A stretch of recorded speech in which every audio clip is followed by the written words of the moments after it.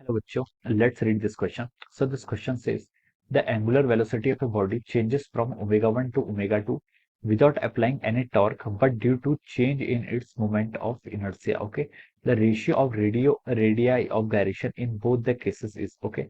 Option A is root of omega 1 divided by root of omega 1, root of omega 2 divided by ratio of root of omega 1. Option B is the root of omega 1 divided by root of omega 2.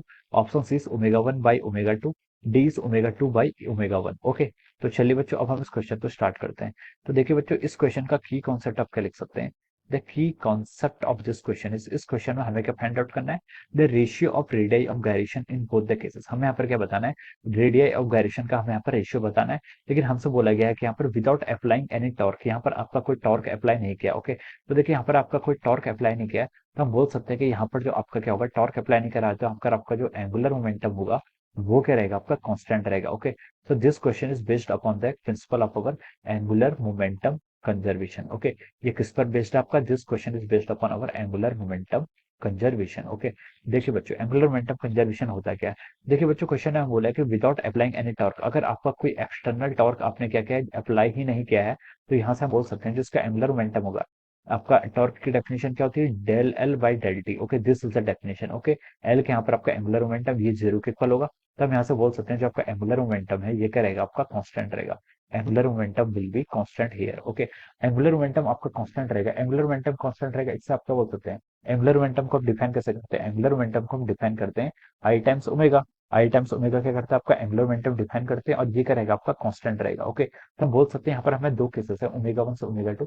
हम बोल सकते हैं, देखिए यहाँ पर से आपका जो आई वन ओमेगा 1 का प्रोडक्ट होगा, it should be equal to our I two omega 2, ये आपका आई टू ओमेगा 2 के इक्वल होना चाहिए। ओके, अब देखिए हमें यहाँ पर आई को डिफाइन करना है, और अब यहाँ पर क्या करना है, ओमेगा 1 ओमेगा 2 हमें यहाँ पर गिवन है, हमें ratio of radius of gyration बताना है। ओके, देखिए रेडियस ऑफ गायरेशन का मतलब होता है, रेडियस ऑफ गायरेशन आपकी वो डिस्टेंस होती है जहां पर हम किसी पॉइंट को, अगर हम बोलें किसी पॉइंट की एक्सिस से वो डिस्टेंस होती है जहां पर हम एज्यूम कर सकते हैं कि उस एक्सिस का यहाँ पर अगर हम उसका moment of inertia find out करें तो वो उस रेडियस के क्या आता है, आपका इक्वल आता है। ओके, तो ये आपका हम बोल सकते हैं this is the radii of gyration, वो क्या कहलाती है, आपकी रेडियाई ऑफ गायरेशन कहलाती है। Okay, I one omega 1 is equal to over कितना आ गया, आई टू ओमेगा 2 आ गया।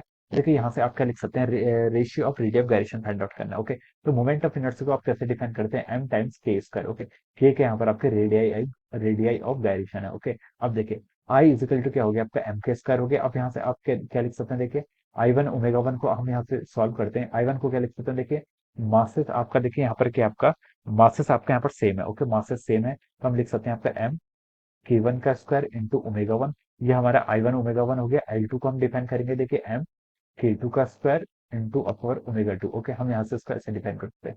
अब देखिए हमसे एम से एम को यहाँ पर हम कैंसिल कर सकते हैं, हमें ratio of radii of gyration find out करना है, यानी कि देखिए आप के वन का square divide by K to का स्क्वायर यहाँ पर सॉल्व करेंगे, तो ये आपका आ जाएगा, देखिए ओमेगा 2 डिवाइडेड बाई ओमेगा 1 किसके इक्वल आ गया, ओमेगा 2 डिवाइडेड बाई ओमेगा 1 के इक्वल आ गया है। और यहाँ से हम क्या लिख सकते हैं, देखिए K one divide by K two, K one divide by K two ratio of radius of gyration किसके इक्वल हो गया, आपका root of over omega 2 divide by omega 1 के इक्वल हो गया। किसके इक्वल हो गया, root of omega 2 by omega 1। Okay, इसको हम क्या लिख सकते हैं, देखिए ये आपको देखिए हम इसको लिख सकते हैं, हम यहाँ से ऐसे, इसको हम यहाँ पर फर्दर क्या लिख सकते हैं, root of omega 2 ratio root of omega 1। Okay, ये आपका देखिए करेक्ट आंसर हो जाएगा। ये देखिए आपका ऑप्शन ए से ही मैच कर रहा है। ओके, तो we can say that option A is the, या A option is the correct answer of this question. क्या हो जाएगा इसका, ऑप्शन ए क्या हो जाएगा इस क्वेश्चन का आपका करेक्ट आंसर हो जाएगा। Okay, so I hope you all understood this concept. All the best and thank you.